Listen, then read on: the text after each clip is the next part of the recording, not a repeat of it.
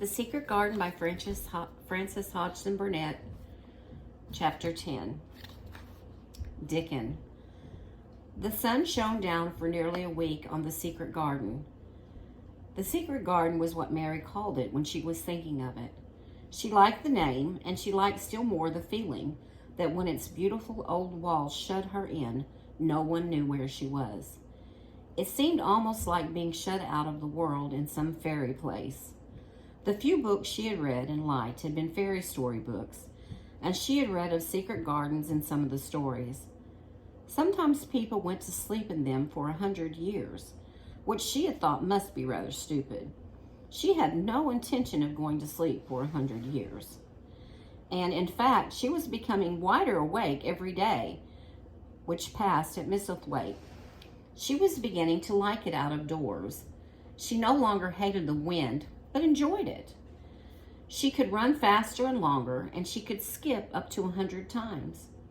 The bulbs in the secret garden must have been much astonished. Such nice, clear places were made around them that they had all the breathing space they wanted. And really, if Mistress Mary had known it, they began to cheer up under the dark earth and work tremendously. The sun could get at them and warm them, and when the rain came down, it could reach them at once, so they began to feel very much alive. Mary was an odd, determined little person, and now she had something interesting to be determined about. She was very much absorbed, indeed. She worked and dug and pulled up weeds steadily, only becoming more pleased with her work every hour instead of tiring of it. It seemed to her like a fascinating sort of play. She found many more of the sprouting pale green points than she had ever hoped to find.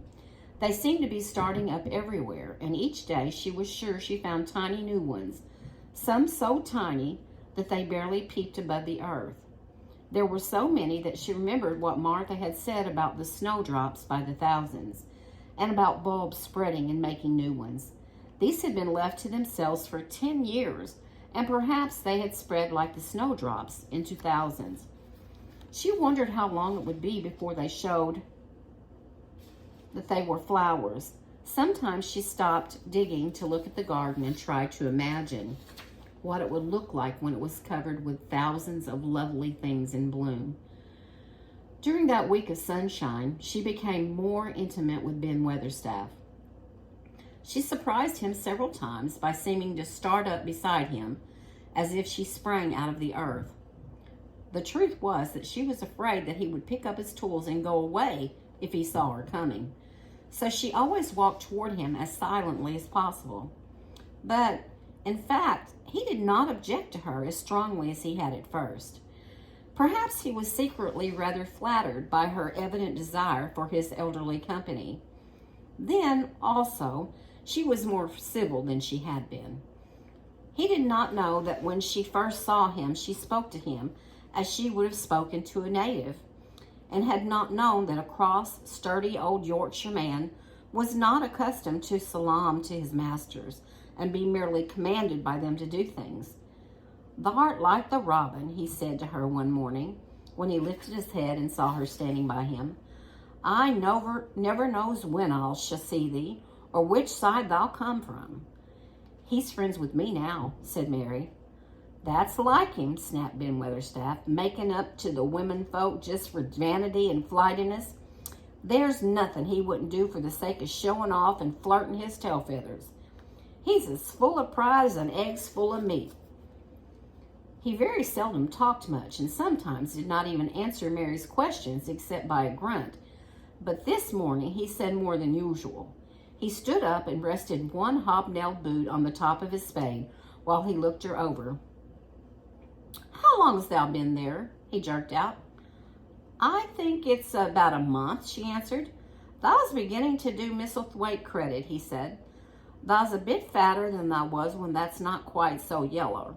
Thou looked like a young plucked crow when thou first came into this garden. Thinks I to myself, I never set eyes on an uglier child, sour-faced young'un." Mary was not vain, and she had never thought much of her looks. She was not greatly disturbed. "I know I'm fatter," she said. "My stockings are getting tighter. They used to make wrinkles. "There's the robin, Ben Weatherstaff." There indeed was the robin, and she thought he looked nicer than ever. His red waistcoat was as glossy as satin, and he flirted his wings and tail and tilted his head and hopped about with all sorts of lively graces. He seemed determined to make Ben Weatherstaff admire him. But Ben was sarcastic. "Aye, there thou art," he said. "Thou can put up with me for a bit sometimes when thou's got no one better. Thou's been reddening up the waistcoat and polishing thy feathers this 2 weeks. I know what thou's up to.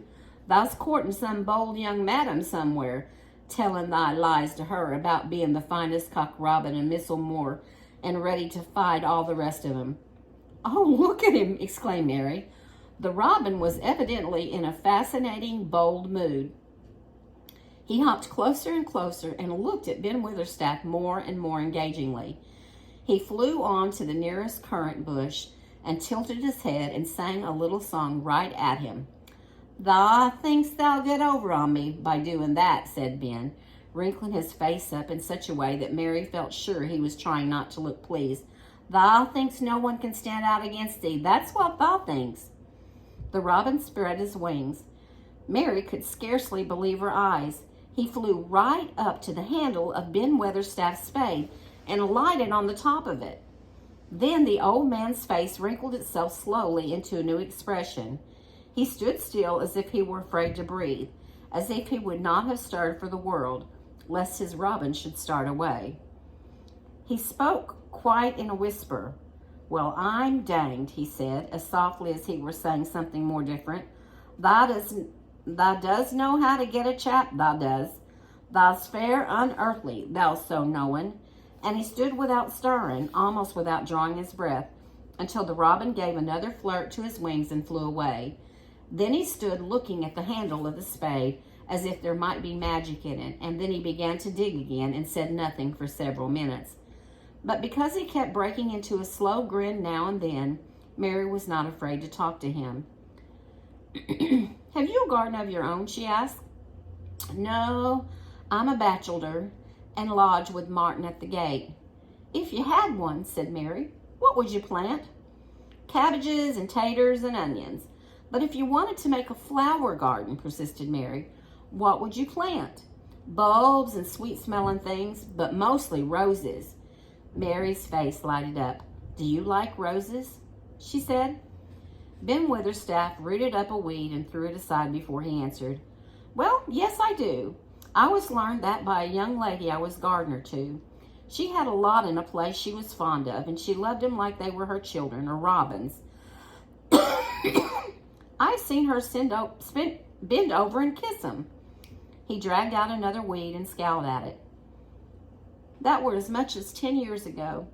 "Where is she now?" asked Mary, much interested. "Heaven," he answered, and drove his spade deep into the soil, according to what Parson says. "What happened to the roses?" Mary asked again, more interested than ever. "They was left to themselves." Mary was becoming quite excited. "Did they quite die? Do roses quite die when they are left to themselves?" she ventured. "Well, I've got to like them, and I liked her, and she liked them," Ben Weatherstaff admitted reluctantly. "Once or twice a year I'd go and work at 'em a bit, prune 'em and dig about the roots. They run wild, but they was in rich soil, so some of 'em lived." "When they have no leaves and look gray and brown and dry, how can you tell whether they are dead or alive?" inquired Mary. "Wait till the spring gets at 'em. Wait till the sun shines on the rain and the rain falls on the sunshine, and then they'll find out." "How? How?" cried Mary, forgetting to be careful. "Look along the twigs and branches, and if you see a bit of brown lumps swelling here and there, watch it after the warm rain and see what happens." He stopped suddenly and looked curiously at her eager face. "Why does thou care so much about roses and such all of a sudden?" he demanded. Mistress Mary felt her face grow red. She was almost afraid to answer. "I want to play that I have a garden of my own," she stammered. There is nothing for me to do here. I have nothing, and no one." "Well," said Ben Weatherstaff slowly as he watched her, That's true, thou hasn't. He said it in such an odd way that Mary wondered if he was actually a little sorry for her. She had never felt sorry for herself. She had only felt tired and cross because she disliked people and things so much. But now the world seemed to be changing and getting nicer. If no one found out about the secret garden, she could enjoy herself always. She stayed with him for 10 or 15 minutes longer and asked him as many questions as she dared.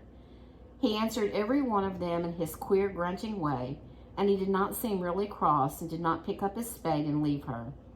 He said something about roses just as she was going away, and it reminded her of the ones he had said he had been fond of.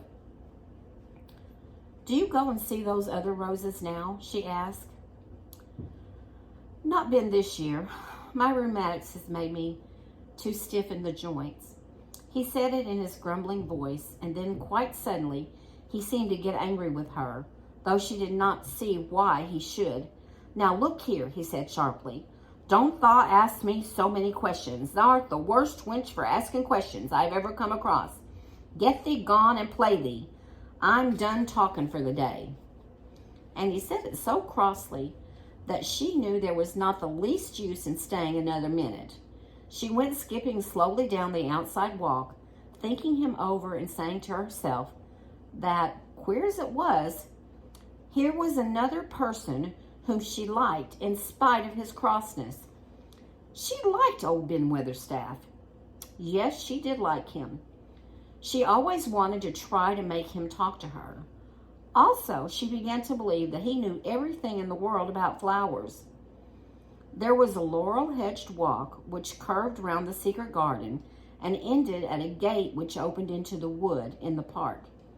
She thought she would skip round this walk and look into the wood and see if there were any rabbits hopping about. She enjoyed the skipping very much, and when she reached the little gate, she opened it and went through because she heard a low, peculiar whistling sound and wanted to find out what it was. It was a very strange thing indeed. She quite caught her breath as she stopped to look at it. A boy was sitting under a tree with his back against it, playing on a rough wooden pipe. He was a funny-looking boy, about 12. He looked very clean, and his nose turned up, and his cheeks were as red as poppies, and never had Mistress Mary seen such round and blue eyes in any boy's face. And on the trunk of the tree he leaned against, a brown squirrel was clinging and watching him. And from behind a bush nearby, a cock pheasant was delicately stretching his neck to peep. And quite near him were two rabbits sitting up and sniffing with tremendous noses. And actually, it appeared as if they were all drawing near to watch him and listen to the strange, low little call his pipe seemed to make. When he saw Mary, he held up his hand and spoke to her in a voice almost as low as and rather like his piping. "Don't thou move," he said. "It'll fright them." Mary remained motionless. He stopped playing his pipe and began to rise from the ground.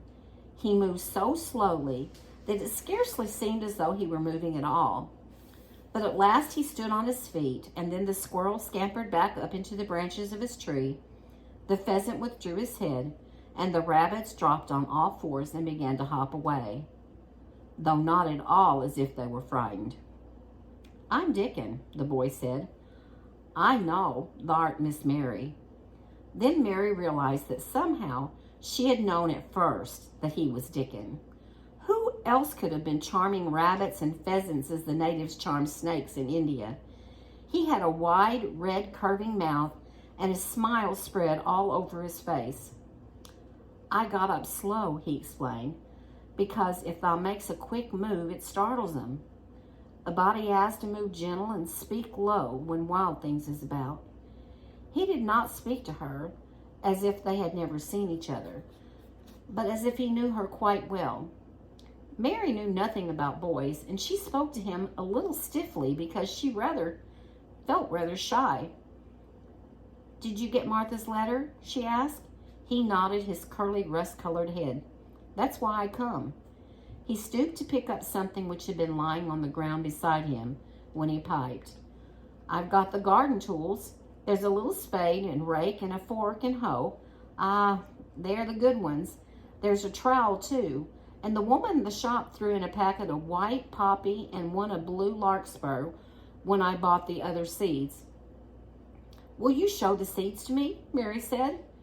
She wished she could talk as he did. His speech was so quick and easy. It sounded as if he liked her and was not the least afraid she would not like him, though he was only a common moor boy in patched clothes and with a funny face and a rough, rusty red head. As she came closer to him, she noticed that there was a clean, fresh scent of heather and grass and leaves about him, almost as if he were made of them. She liked it very much, and when she looked into his funny face with the red cheeks and round blue eyes, she forgot that she had felt shy. Let us sit down on this log and look at them, she said. I'm going to have to stop there for tonight because this is turning into a long chapter. But we'll pick back up with this in just a bit. Y'all have a good evening.